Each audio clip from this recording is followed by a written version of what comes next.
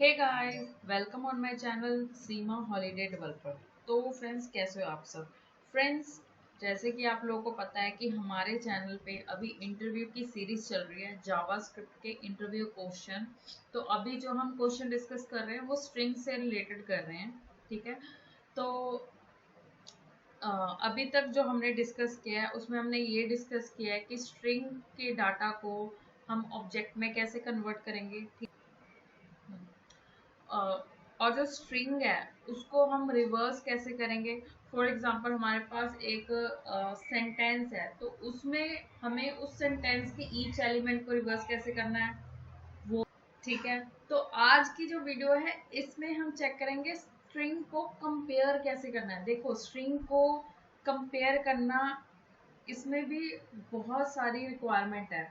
ऐसे नहीं है कि सिंपल आपको स्ट्रिंग दे दी गई और आपको बस चेक कर लेना वो इक्वल है कि नहीं। इसकी भी आगे टर्म्स एंड कंडीशंस हो सकती हैं एग्जामिनर की। ठीक है। तो चलिए वीडियो स्टार्ट करते हैं, कोडिंग स्टार्ट करते हैं, वन बाय वन चीज़ों को समझेंगे। और आप लोग अगर इस चीज़ की प्रैक्टिस करोगे तो आपके लिए ये वीडियो बहुत ही हेल्पफुल रहेगी, क्योंकि देखो, ये चैलेंजेस हर डेवलपर को आते हैं। जब हम डेटा को आइटरेट करते हैं, बड़ी सारी कंडीशंस लगानी पड़ती हैं, डेटा कंपैरिजन करना पड़ता है, तो ये वीडियो उन लोगों के लिए है। और अगर आप इंटरव्यू के लिए प्रिपेयर कर रहे हो तब भी ये वीडियो आप लोग के लिए है। ठीक है। और ये हमेशा जैसे कि मैं बोलती हूँ कि अगर आपको वीडियो अच्छी लगी हो, लाइक कीजिए। और अगर आपने वीडियो से कुछ सीखा है, ठीक है, आपकी स्किल में कुछ इम्प्रूवमेंट आई है, आपको नई चीज़ें पता लग रही हैं, ठीक है, और आपको हेल्प मिली है, तो चैनल को सपोर्ट कीजिए, सब्सक्राइब कीजिए और शेयर भी कीजिए, और कमेंट करके ज़रूर बताना वीडियोस कैसी लग रही हैं आप लोगों को। ठीक है। तो चलिए, जैसे कि देखिए, मैंने एक स्क्रिप्ट टैग ले लिया है। ठीक है। तो जावास्क्रिप्ट का जितना भी कोड है हम इसके अंदर लिखेंगे। तो हमने बात की थी स्ट्रिंग कंपैरिजन। स्ट्रिंग कंपैरिजन मतलब स्ट्रिंग की क्वालिटी चेक करना। ठीक है। कि दो वेरिएबल में जो हमारे पास स्ट्रिंग का डेटा है वो इक्वल है या फिर नहीं। तो सबसे पहले हम दो वेरिएबल लेते हैं। ठीक है। ए, इसके अंदर फॉर एग्जांपल मैं ले लेती हूँ, फॉर एग्जांपल मैं अपना ही नेम ले लेती हूँ। तो मैंने अपना नेम ले लिया सीमा, और एक और मैंने लिया बी, इसमें भी मैंने अपना नेम ले लिया सीमा। ठीक है गाइस।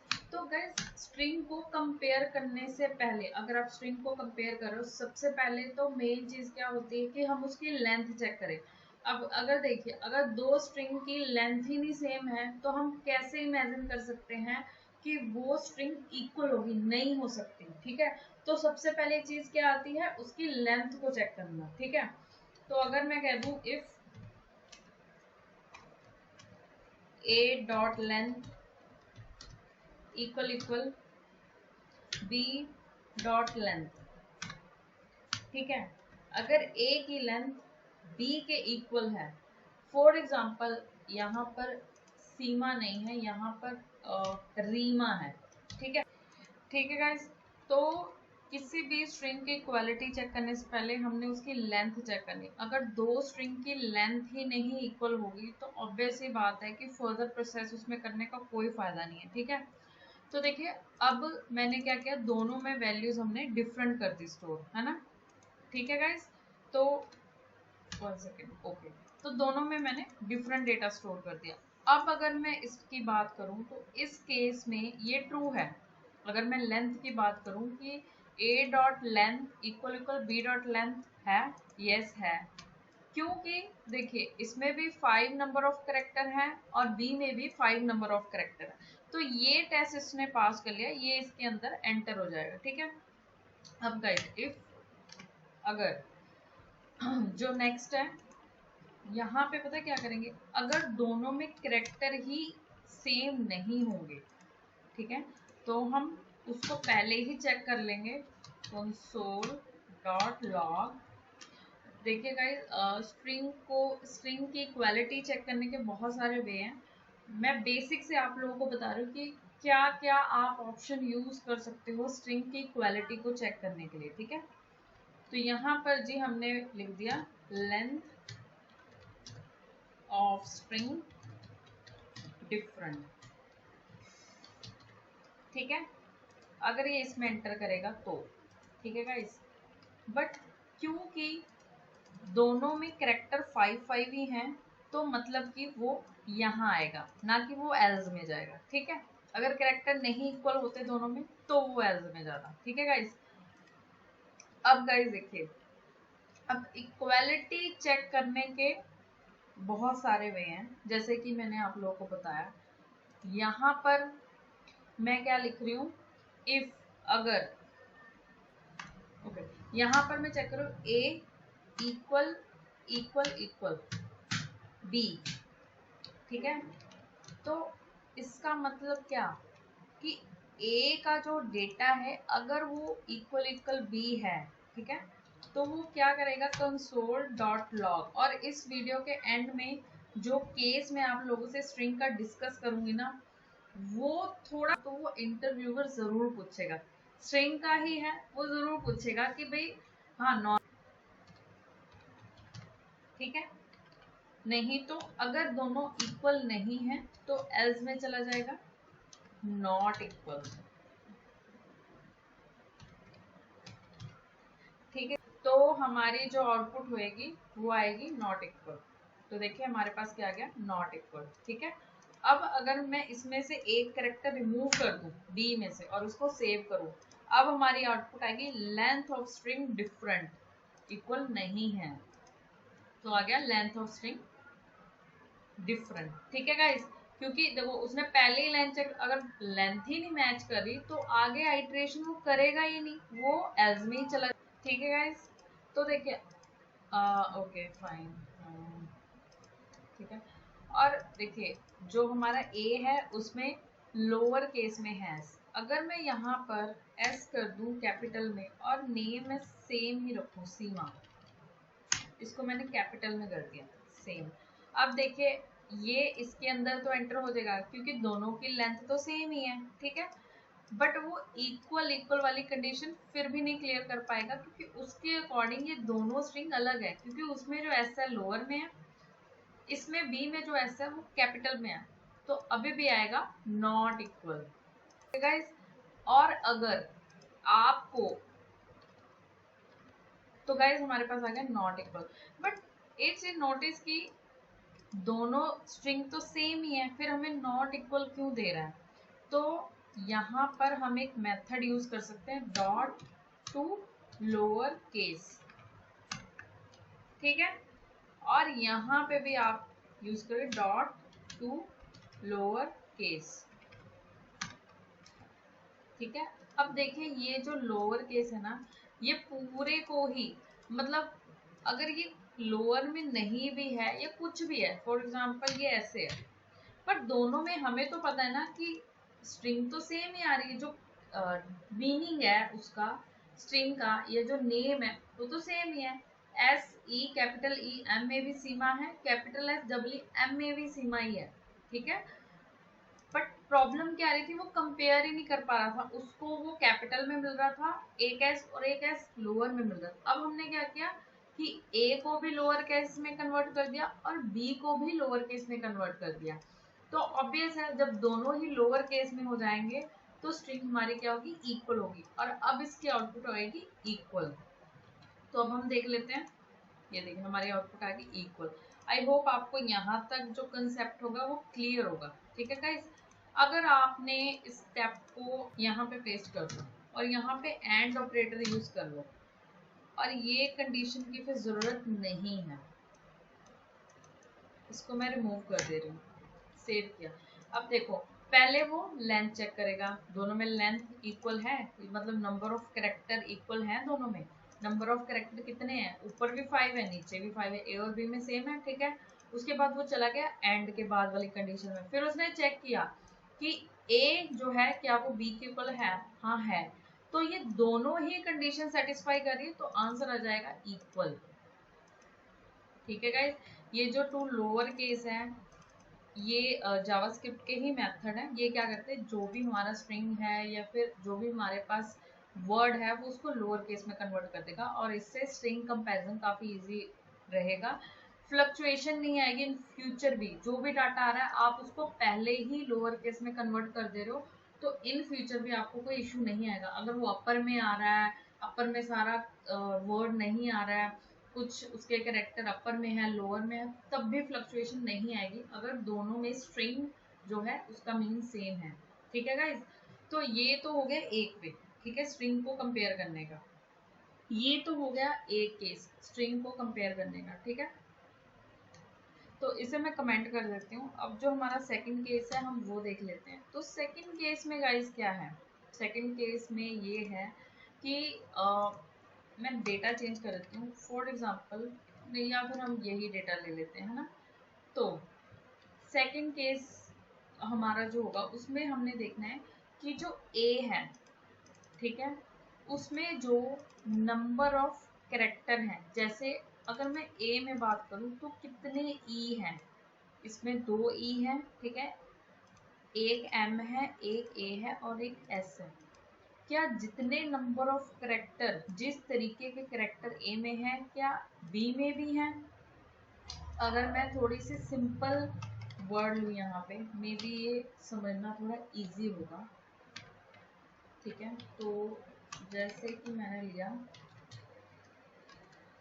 एम, ठीक है, तो मैंने दोनों स्ट्रिंग में क्या लिया, double M A, double M A. अब मुझे पता है कि दोनों स्ट्रिंग में डबल एम ए है, ठीक है, ए में भी डबल एम ए है, बी में भी डबल एम ए है, बट इसका भी अगर आपको, अगर मैं यहाँ पर एन कर दूं, सेव कर दूं, ठीक है, अब अभी भी इस लॉजिक के अकॉर्डिंग ये दोनों जो वेरिएबल हैं इनमें जो स्ट्रिंग है वो सेम नहीं है, क्योंकि देखिए इसमें है एम एम एन, ठीक है, और इसमें है एम एन एम। तो अगर मैं एक जगह सीमा लिख रही हूँ, एक जगह रीमा लिख रही हूँ, तो वो तो सेम ही नहीं है ना, तो हम क्या कहेंगे कि स्ट्रिंग इक्वल नहीं है। बट एग्जामिनर आपको बोलेगा कि अगर ए में जो नंबर ऑफ करेक्टर हैं, मतलब कि जो करेक्टर्स हैं, जैसे ए में 2 एम है और 1 एन है, ठीक है, वो चेक करने क्या बी में भी 2 एम और 1 एन है। अगर हैं तो आपको मैसेज देना है कि भाई ये इक्वल है, या फिर आप कुछ भी मतलब कि मैसेज दे सकते हो, किसी भी नंबर ऑफ पैरामीटर आप पास करके दिखा सकते हो कि ये दोनों इक्वल हैं। पर अगर फॉर एग्जांपल बी में 3 एम है और एम एन एम, ठीक है, तो अगर मैं ए में देखूं तो एन जो है वो 2 है, ठीक है, और बी में देखूं जो हमारे पास 1 सेकेंड एम एम एन, ठीक है। तो अगर मैं वैसे इसको कंपेयर करूं इन दोनों स्ट्रिंग्स को, तो ये इक्वल नहीं है। अगर मैं इस लॉजिक के अकॉर्डिंग चलूंगी ये इक्वल नहीं है, ठीक है।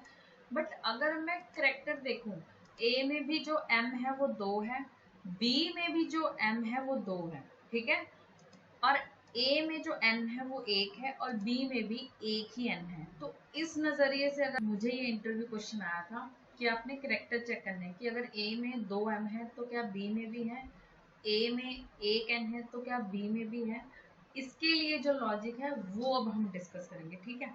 तो इसको करने के 2 तरीके हैं, ध्यान से देखना। फर्स्ट थिंग आपने लेंथ चेक करनी है, तो ये वाला लॉजिक ऐसे ही रहने दे रही हूँ, मैं कमेंट कर देती हूँ, ठीक है। मैंने लिखा इफ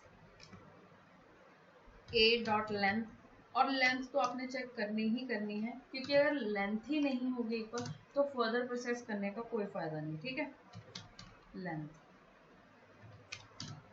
एंड अब ए डॉट, अब जो ए है वो स्ट्रिंग है, ठीक है, तो हम इसको क्या करते हैं, हम स्प्लिट कर देते हैं।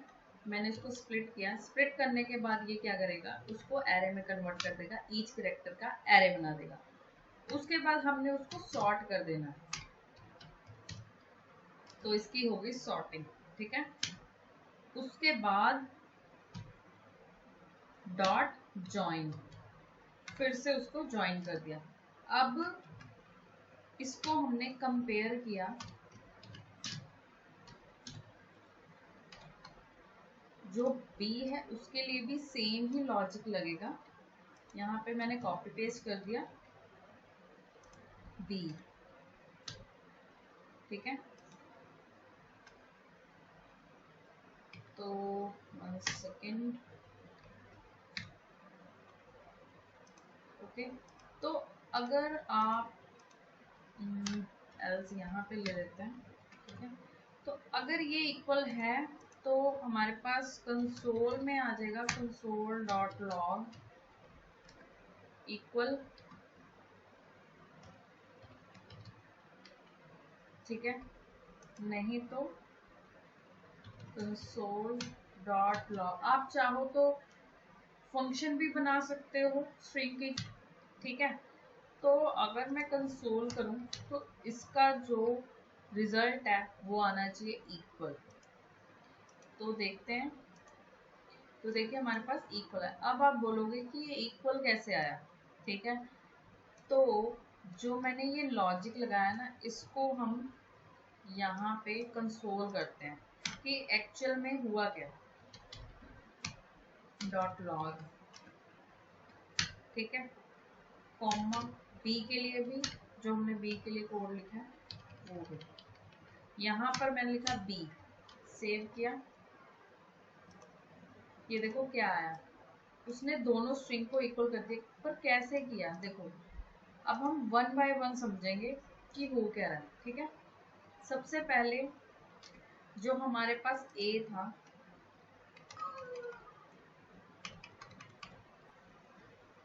मैंने स्प्लिट कर दिया इसको। स्प्लिट करने पर ये क्या करेगा, उसको एरे में कन्वर्ट कर देगा। यहाँ पर भी मैंने स्प्लिट लगा दिया। ये मैं सिर्फ आप लोगों के अंडरस्टैंडिंग के लिए बोल रही हूँ कि इसने इन दोनों को इक्वल कर देगा, ठीक है। तो ये एक एरे हो गया MMN और एक एरे हो गया MNM, ठीक है। उसके बाद मैंने लिखा सॉर्ट। अब सॉर्ट क्या करता है, सॉर्ट मेथड क्या करता है, उसको अल्फाबेटिकली अरेंज कर देगा, ठीक है। यहाँ पर भी और यहाँ पर भी। अब आप देखो, पहले हमारे पास जो B है ना, उसमें हमारे पास क्या आया था MNM, बट अब सॉर्टिंग के बाद क्या रहा है MMN, ठीक है।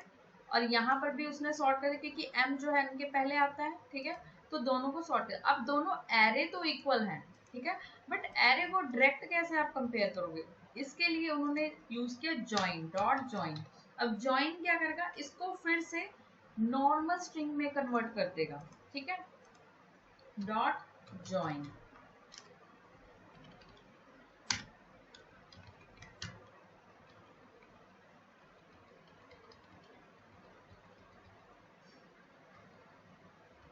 तो यहाँ पे भी हम लेंगे ज्वाइन, ठीक है।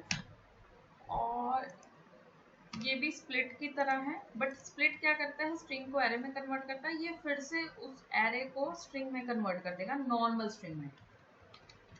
तो अब देखिए, अब दोनों जो स्ट्रिंग है वो तो इक्वल हो गई ना, क्योंकि हमने सॉर्टिंग कर दी। सॉर्टिंग करने के बाद जो रिजल्ट आया दोनों में सेम है, तो इस वजह से ये दोनों क्या हो गए, ये दोनों इक्वल हो गए। तो इसलिए हमारी आउटपुट क्या आ गई, इक्वल, ठीक है गाइस। तो ये दोनों स्ट्रिंग जो है इस तरीके से हमने प्रूव कर दी कि ये इक्वल है, अगर हम कैरेक्टर्स की बात करें। बट एग्जामिनर आपको इतना इजी वर्क तो देगा नहीं, उसको पता है कि आपको ये लॉजिक पता होगा, ठीक है। तो हम इसको भी कमेंट करते हैं। इसका एक थर्ड वे देखते हैं कि इस तरीके के सिचुएशन को सॉल्व करने का। जो इसका थर्ड वे है थोड़ा कॉम्प्लिकेटेड मे बी आपको लगे अगर आपको इसके मेथड्स के बारे में नहीं पता होगा, बट हम वन बाय वन डिस्कस करेंगे ताकि आपके लिए समझना वो इजी हो, ठीक है। तो अभी मैं एक फंक्शन क्रिएट कर लेती हूँ, फंक्शन, और उसका नाम रख देती हूँ इक्वल। हालांकि जो मैंने ऊपर कोडिंग लिखी इसके लिए भी आप फंक्शन क्रिएट कर सकते थे। मैंने लास्ट वीडियो में फंक्शन क्रिएट किया था, वो आपके ऊपर है, मर्जी आपको फंक्शन के साथ, क्योंकि मोस्टली हम लॉजिक फंक्शन में ही बनाते हैं कि फंक्शन को कॉल किया, डेटा पास किया, हमारे पास आउटपुट आ गई, ठीक है। तो यहाँ पर मैंने फंक्शन बनाया इक्वल नाम का, ठीक है। और यहाँ पर मैं उसको कॉल कर देती हूँ इक्वल नाम के फंक्शन को, ठीक है। और जो हमारे पास a और b था उसको मैं पास कर देती हूँ इसमें। तो क्योंकि मुझे दोनों को ही एरे में कन्वर्ट करना है, तो मैं यहाँ पे पास करूँ a dot split comma b dot split, ठीक है। क्योंकि मुझे आइटरेट करना है, वन बाय वन मुझे चेक कराना है कि इसमें जो डेटा है वो दूसरे में सेम करेक्टर है या फिर नहीं, तो इसके लिए मैं इसको एरे में कन्वर्ट कर लूँ। ठीक है गाइस,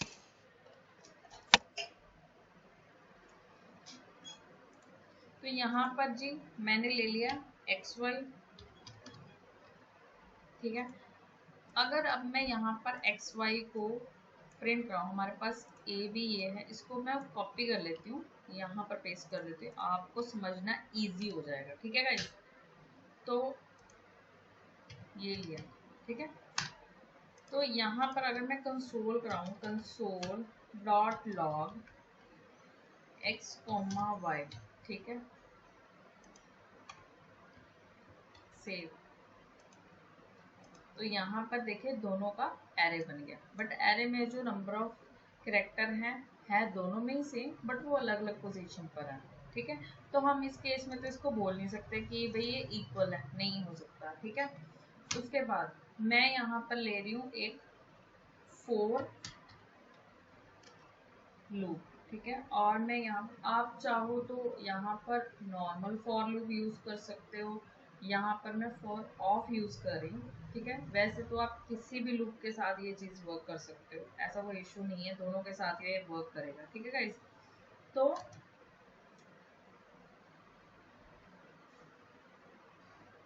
आइट्रेटर ऑफ एक्स, कोई भी एक ले लिया, तो ये जो कंसोल है इसको मैं रिमूव कर देती हूँ क्योंकि हमें पता लगे इसमें क्या आ रहा है। ठीक है गाइस, अब देखो अगर हम लॉजिकली देख, अगर है तो कितनी बार है। ठीक है, तो यहाँ पर देखिए अगर मैं इसकी बात करूं, जैसे मैंने x लिया, x भी एरे है, y भी एरे है, तो x को आइट्रेट किया, आइट्रेटर में अभी हमारे पास क्या आ रहा है कंसोल डॉट लॉग आइट्रेटर, तो अगर मैं आइट्रेटर को कंसोल कराऊंगी तो हमारे पास आ गया 2 बार m और 1 बार n। ठीक है गाइस, 2 बार m आया और 1 बार n आया। ठीक है, तो हम क्या करेंगे, अब x को तो हमने आइट्रेट किया, हम चेक करवाएंगे कि y डॉट इंडेक्स ऑफ। अब आप बोलोगे कि इंडेक्स ऑफ क्या है, इंडेक्स ऑफ क्या करता है, इंडेक्स ऑफ बेसिकली क्या करता है, आपको इंडेक्स रिटर्न करेगा उस एलिमेंट का जो इसकी कंडीशन को सेटिस्फाइड करेगा। ठीक है, और ये हमेशा क्या करेगा, जो भी इसकी कंडीशन को सेटिस्फाई करेगा उसके फर्स्ट एलिमेंट का ये इंडेक्स आपको प्रोवाइड करेगा। अगर आपको डाउट है तो आप गूगल पे लिखिए इंडेक्स ऑफ इन जेएस। ठीक है, तो आपको यहाँ पे डेफिनेशन भी मिल जाएगी कि ये क्या करता है, index of method return the position of first occurrence of a value in string, मतलब कि पहली जब उसको सेटिस्फाई कंडीशन मिल गई, वो उसका क्या करता है, इंडेक्स पोजीशन आपको रिटर्न कर देगा। ठीक है, अगर ये -1 रिटर्न करता है मतलब कि वो एलिमेंट उसमें नहीं है। ठीक है, तो इसके अकॉर्डिंग अगर मैं देखूं तो हमारे पास आइट्रेटर में 1 बाय 1 वो वैल्यू आ रही है, तो इसको उठा के यहाँ पर रखना है। ठीक है, अब यहाँ पर मैं एक वेरिएबल लेती हूँ लेट इंडेक्स, तो जैसे कि मैंने आपको बोला ये क्या करेगा, आइट्रेटर में हमारे पास क्या आ रहा है, आइट्रेटर में x में हमारे पास क्या है, x में हमारे पास है m। ठीक है, तो पहली बार हमारे पास क्या है, m है, और y में हमारे पास क्या है, पूरा एरे, तो वो चेक करेगा कि भाई जो y का एरे है, मतलब कि m जो एरे है, क्या उसमें m है, तो फर्स्ट टाइम में ही जब उसको m मिल जाएगा वो उसका इंडेक्स दे देगा। क्या है उसका इंडेक्स, यहाँ पर हम कंसोल करते हैं कंसोल डॉट लॉग इंडेक्स। ये मे बी गाइस थोड़ी सी बोरिंग हो, बट अगर आप इसको समझोगे ना तो ये काफ़ी हेल्प करेगा आपको इस लॉजिक को समझने में। ठीक है, मुझे कोई मेरा कोई पर्पस नहीं कि मैं आप लोगों को बोर करूं, बट हाँ थोड़ा लॉजिकली ये चीज़ ऐसे ही है। तो यहाँ पर अभी उसने देखिए इंडेक्स क्या किया 001।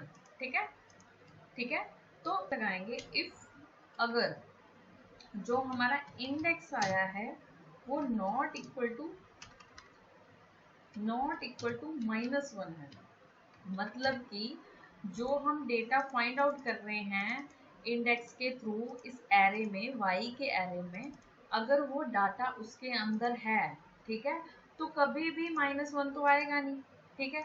तो अगर -1 आ रहा है मतलब कि हमने फिर लॉजिक लगाया, if index not equal to -1, मतलब कि वो डाटा उसमें एग्जिस्ट करता है, उस एरे में है। तो इस केस में हम क्या करेंगे, जो हमारा y का एरे है उसको स्प्लाइस करेंगे। अब स्प्लाइस क्या करता है, देखिए स्प्लाइस मेथड बेसिकली क्या करता है, किसी भी एरे में एलिमेंट रिमूव करना या फिर इंसर्ट करना, इस पर्पस के लिए यूज होता है। अगर आपके पास एक एरे है, आपको उसमें नवा एलिमेंट, न्यू एलिमेंट इंसर्ट करना है या रिमूव करना है, तो उस पर्पस के लिए स्प्लाइस मेथड यूज होता है। ये बेसिकली ओरिजिनल एरे को ही अपडेट कर देता है, ठीक है। बाकी अगर आपको डाउट हो आप इसके बारे में गूगल कर लेना, आपको पता लग जाएगा, ठीक है। तो क्योंकि अब हमें स्प्लाइस करने की जरूरत क्यों पड़ी, क्योंकि देखो y जो हमारे पास एरे आया है, हम ऐसा करते हैं यहाँ पर ना, मैं आपको इसका एरे बना के दिखा देती हूँ कि अगर एरे होगा तो इसका एरे क्या होगा। इसका एरे होगा जी ये मे बी आपको समझने में इजी रहेगा, है ना। M N, ठीक है। ऐसे ही इसको उठाओ, सेकंड वाला क्या होगा, यहाँ आ जाएगा जी M N,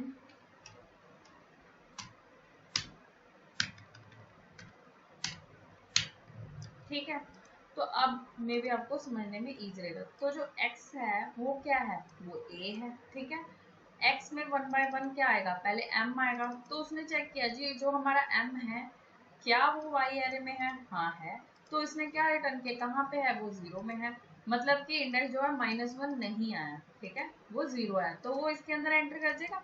अब क्योंकि हम चेक करेंगे y में से, अब फर्स्ट वाला तो हमने चेक कर लिया, तो अगर फर्स्ट वाले के साथ हमने कंपेयर ही कर दिया तो उसको एरे में थोड़ी रखेंगे, वो तो फिर बार बार फर्स्ट के साथ चेक करेगा, उसको हम स्प्लाइस कर देंगे। तो जो हमारे पास इंडेक्स आया है उस इंडेक्स से एक number of one number of character या फिर वन नंबर ऑफ वैल्यू आप स्प्लाइस कर दोगे, ठीक है। उसके बाद गाइस, अब क्योंकि देखो इसमें क्या होगा, चीजों को हम इंडेक्स के बेस पे फाइंड आउट कर रहे हैं, ठीक है।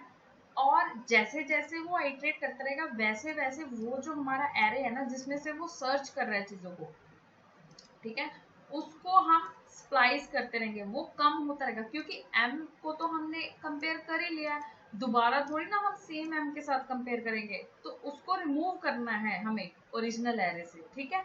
तो यहाँ तक हमारा वो प्रोसेस हो चुका है। अब जो आउटपुट है वो हम कैसे कैलकुलेट करेंगे, क्योंकि इसमें कंसोल हम ऐसे नहीं लिख सकते, क्यों, मल्टीपल टाइम कॉल होगा।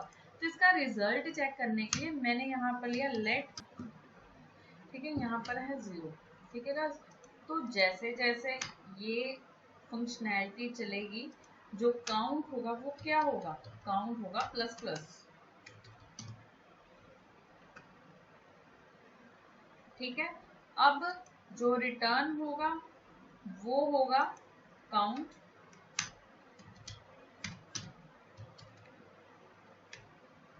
यहाँ पर आ गया जी हमारे पास रिजल्ट, लेट रिजल्ट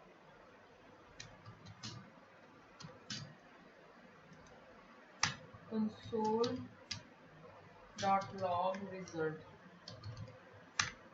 अब देखते हैं इसमें हमारे पास जो आउटपुट आई है वो क्या आई है, ठीक है गाइस।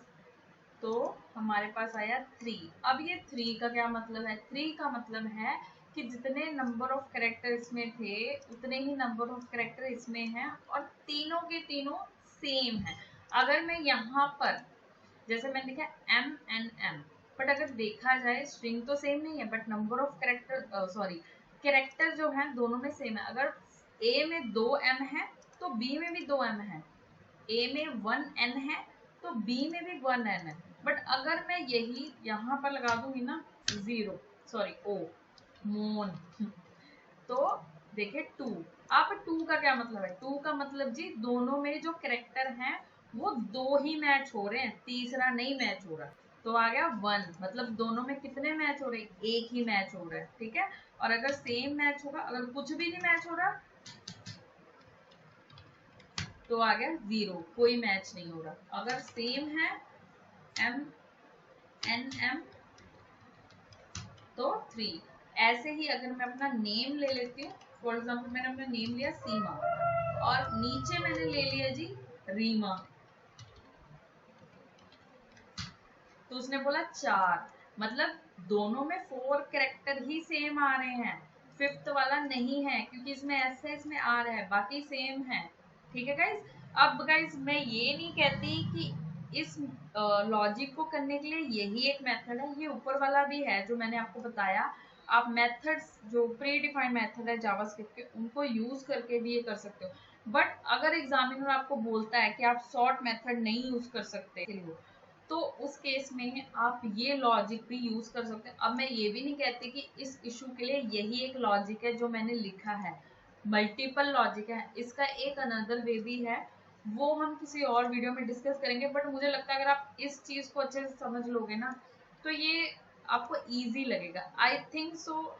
स्ट्रिंग के कंपैरिजन के लिए आज हमने काफी कुछ डिस्कस किया, तो अगर, और हाँ प्लीज इसको प्रैक्टिस करना, अगर आप प्रैक्टिस करोगे आपकी स्किल्स अपने आप ही इम्प्रूव होगी और ये आपको हेल्पफुल भी करेगा, ठीक है। तो आज के लिए इतना ही। अगर आपको वीडियो अच्छी लगी हो प्लीज लाइक कीजिए और कमेंट करके बताना कैसी लगी। और अगर इस वीडियो से आपकी कोई हेल्प हुई हो, आपका कोई लॉजिकली इशू रिसॉल्व हुआ, आपको लॉजिकली कुछ समझ आया, आपकी स्किल आपको लगता है कि हाँ इम्प्रूव हुई, आपकी नॉलेज इम्प्रूव हुई, तो प्लीज़ चैनल को सब्सक्राइब कीजिए, सपोर्ट कीजिए। और मिलेंगे नेक्स्ट वीडियो में ऐसे ही किसी अच्छे से टॉपिक के साथ। तो आज के लिए बस इतना ही। Bye bye guys, thank you so much.